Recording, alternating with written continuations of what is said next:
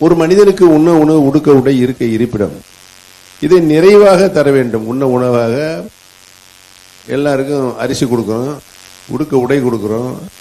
இந்த வருஷ நிதியில 2 லட்சம் மக்களுக்கு வீடு கட்டி கொடுக்கப்படும் மாண்புமிகு முதலமைச்சர் அவர்கள் அறிவித்திருக்கிறார்கள்.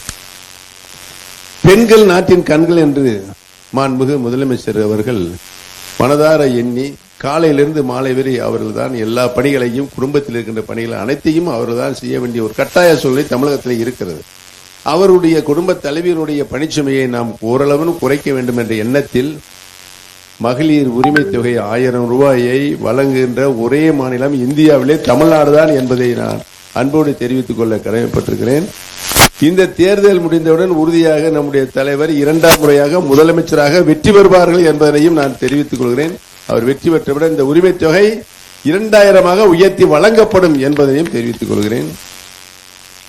ஒவ்வொரு குடும்பத்திற்கும் கூப்பன் வழங்கப்படும். அந்த கூப்பனில் பல பொருள்கள் நீங்கள் நம்முடைய வீட்டில் உபயோகப்படுகின்ற பொருளாக வாஷிங் மிஷின் அல்லது டிவி அல்லது பிரிட்ஜ் மற்றும் இன்னும் பல பொருள் இருக்கும்.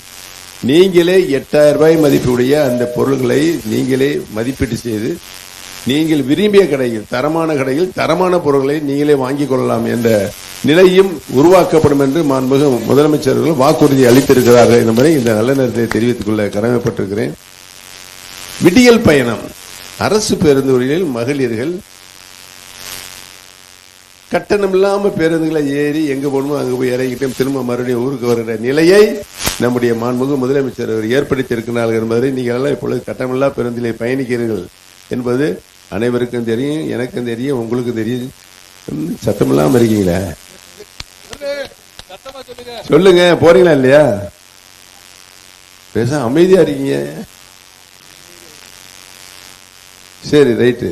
5ஆம் வகுப்பு வரைக்கும் நம்முடைய மாணவ செல்வங்களுக்கு காலை உணவு வழங்குகின்ற ஆட்சி நம்முடைய திராவிட மாடல் ஆட்சி. இந்தியாவில் எந்த மாநிலத்திலும் இல்ல. மதிய உணவு போடுறாங்க, ஒண்ணும் இல்லை. காலையில எந்திரிச்சோன்னா அவசரமா பிள்ளைகளுக்கு சட்னி அரைச்சு, குழம்பு வச்சு, சாம்பார் வச்சு, அதை அரைச்சு போட்டு கொடுக்கறதுக்கு இல்லைன்னா நேரம் கொண்டு பள்ளிக்கூடத்தை விட்டு அவங்களை உட்கார வச்சு சாப்பாடு வச்சுட்டு வந்துடுறாங்க தாய்மார்கள். இந்த தேர்தல் முடிந்தவுடன் 8ஆம் வகுப்பு வரை படிக்கின்ற நம்முடைய மாணவ செல்வங்களுக்கு காலை உணவு வழங்கப்படும் என்று மாண்புமிகு முதலமைச்சர் அவர்கள் அறிவித்திருக்கிறார்கள். பெரியவர்களே, தாய்மார்களே, இப்படி பார்த்து பார்த்து பார்த்து பார்த்து ஒவ்வொரு திட்டத்தையும் மக்களுக்கு பயனுள்ள திட்டமாக அன்றாடம் அவர்கள் அதை பெற்று மகிழ்ச்சியாக வாழ்வுக்குரிய வழிவகைகளை நம்முடைய முதலமைச்சர் அவர்கள் செய்து கொண்டிருக்கின்றார்கள் என்பதை தெரிவித்துக்கிறேன்.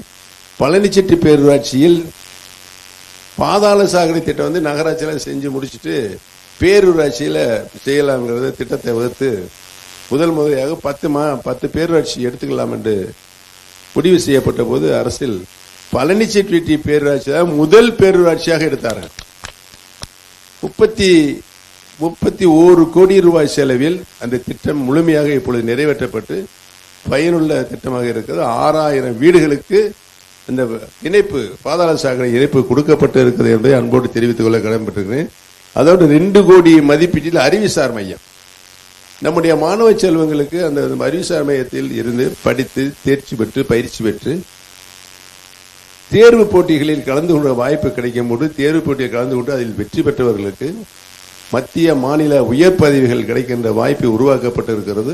இந்த வருடம் மட்டும் நம்முடைய அறிவுசார் மையத்தில் படித்த 6 மாணவ செல்வங்கள் மத்திய அரசுடைய உயர் பதவிக்கு சென்றுள்ளார்கள் என்பதை நான் அன்போடு தெரிவித்துக் கொள்ள கடமைப்பட்டிருக்கின்றேன்.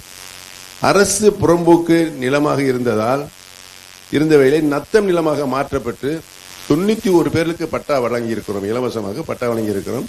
மீதம் இருக்கிற 1200 பேர்களுக்கு உறுதியாக இந்த தேர்தல் முடிந்த பட்டா வழங்கப்படும் என்பதை தெரிவித்துக் கொள்ள கடமைப்பட்டிருக்கிறேன். லைன் போய் வர இந்த main line, EB line, HD line, இந்த லைன் ஒரு பெரிய அபாயகரமான சூழலாக இருக்கிற நம்ம நகரம் உருவாகிறதுனால போடப்பட்டது என்று நினைக்கிறேன். இது இப்பொழுது இருக்கிறது. இப்பொழுது இதை மாற்றி வேறு இடங்களுக்கு மக்கள் குடியிருப்பு இல்லாத பள்ளிக்கு கொண்டு செல்வதற்கு வழிவகை காணப்பட்டு உறுதியாக இந்த ஹெச்டி லைன் மாற்றப்பட்டு மக்களுடைய பாதுகாப்பு உறுதி செய்யப்படும் என்பதை இந்த நல்ல நேரத்திலே தெரிவித்துக் கொள்ள கடமைப்பட்டிருக்கின்றன. பெரியவர்களே, தாய்மார்களே, இவ்வளவு நன்மைகளையும் இவ்வளவு திட்டங்களையும் இவ்வளவு சலுகைகளையும் மக்களுக்கு தருகின்ற அரசாக நம்முடைய திராவிட மாடல் அரசு இருக்குது. அந்த திராவிட மாடல் அரசில் நம்முடைய மாண்புமிகு முதலமைச்சர் மு.க. ஸ்டாலின் அவர்கள் இன்றைக்கு முதலமைச்சராக இருக்கிறார்கள்.